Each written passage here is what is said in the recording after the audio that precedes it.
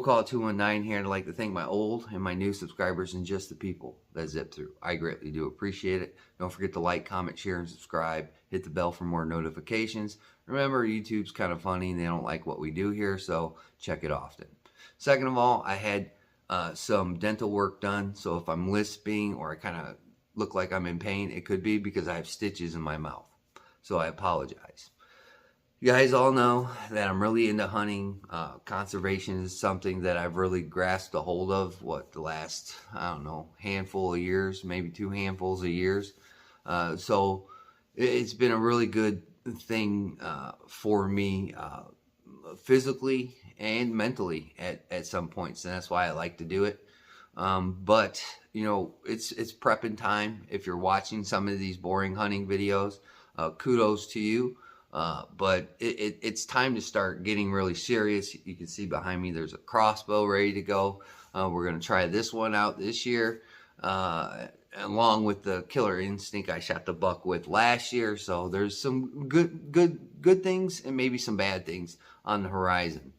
So if you guys know, I put my food plots out, put my trail cameras out, and I don't normally let them run this far, so they ran from the beginning of July all the way to August 2nd.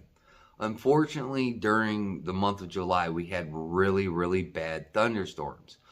They were even talking about touchdowns of tornadoes in that area where I hunt, which is very devastating, not only for the people that live out there, but for the animals and the refuge that's ripped away from them when these tornadoes come through and they just wipe everything out. Luckily, there's like no fatalities or anything, but there was significant damage, and the road to get to my hunting spot was blocked for at least a week. Clean up here and there. At one point, you couldn't even get through there. There's so many trees down in the road. So it's very devastating. Plus, there was a lot of damage to people's houses. I didn't get too concerned with it because there's going to be a lot of people to try and clear that road because it is a snow route. So they have to clear it. There's no lollygagging from government, but they had to clear it. And with all the people and the noises and chainsaws and all the stuff going, I knew it would probably kind of shuffle the herd a little bit, and it did at times. Finally, they cleared everything out, and I got back there, which was fantastic.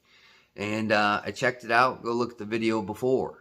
So I've collected the SD cards, and unfortunately, you can see when those storms took place, and then they shifted my cameras. They moved my cameras because I like to put my cameras high so the deer don't notice it, but so some slipped all the way down to like the middle of the tree.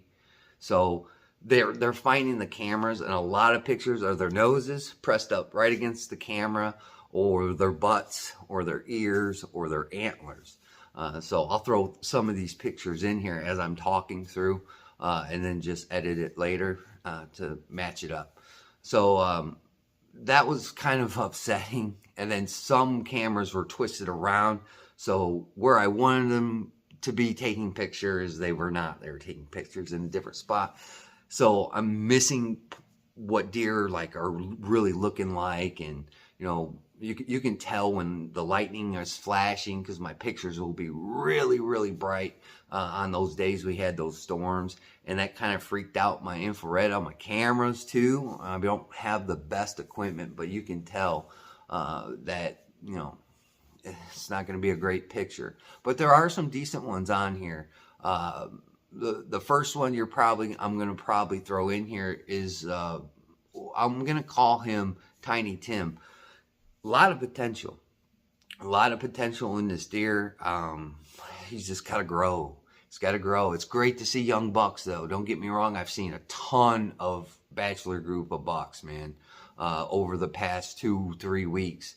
Just some spots I've seen these bachelor bucks, and I'm like, I want to beg people to let me get on that property and take a look at these deer, because from a distance, but they look like they could be something to be proud of if you get one. But that was my whole premise for hunting spot number 1, was to retain bucks, stop them from going this way, stop them from going that way. where I hunt, it is a little bit of a community of hunters, if you can say that, but people do hunt in that area. So it's a little bit challenging. That's why I have not shot the big guy yet, and I don't know if he's still alive. But the good thing about this is I've always wanted to retain bucks here. I kind of messed it up last year and gave too much food, and too much food that, you know, the fawns, the does, the big nannies, and the yearlings, they all really, really like. So I kind of cut that from the diet and put stuff that, you know, different kinds of minerals and things like that that attract bucks.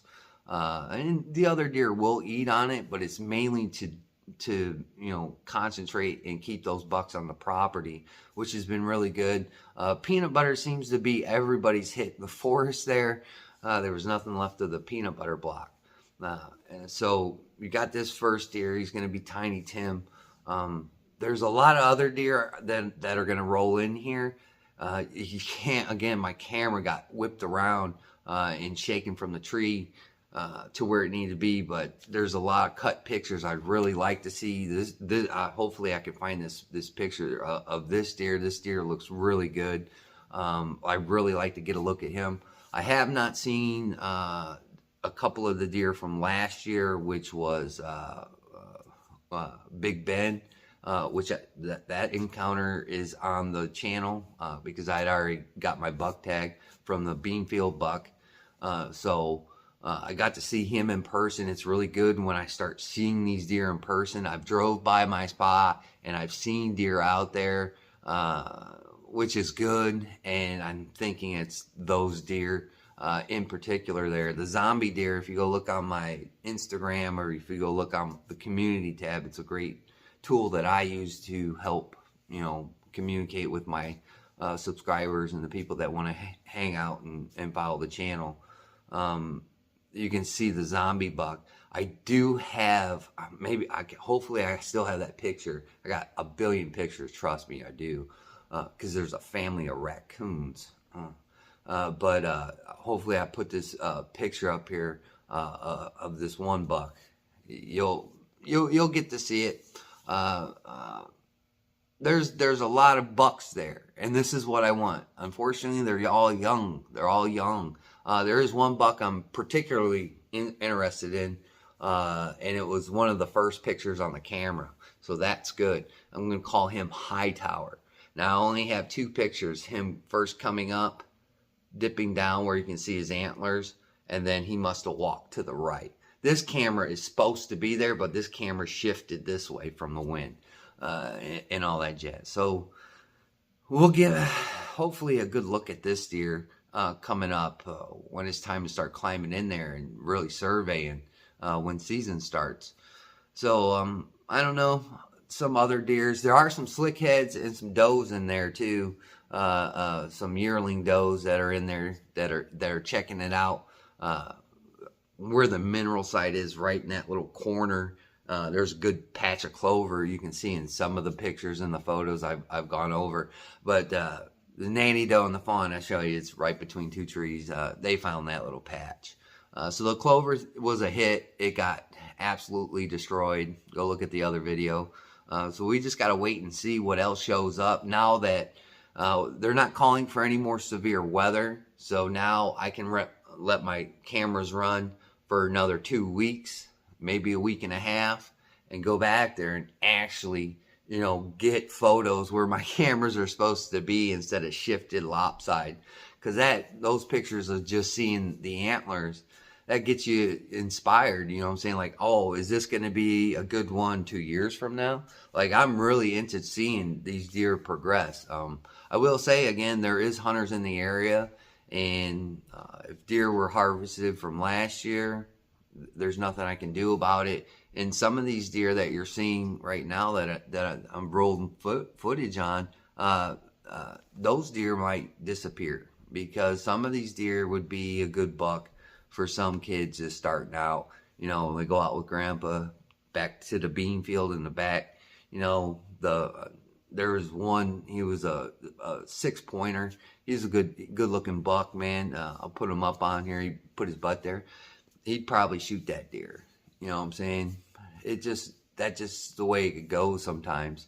But in the end, uh, I've gotten success because I'm retaining bucks. These bucks have come back from time to time over that course of the time those cameras were rolling. So I'd like to thank all the people that watch my boring hunting videos. I greatly do appreciate it. I did find my GoPro out of a box just laying around. So I'm going to fire that up. I'm going to see if I can get that going. That way I can put that GoPro on my chest while I'm in the stand and just push play and just edit it later and show you something better than just putting the camera down or you guys not seeing the shot at all. So kudos to that. Fingers crossed. I'd like to thank my old and my new subscribers and just the people that zip through. I greatly do appreciate it again. Like always, we'll catch you on the next one.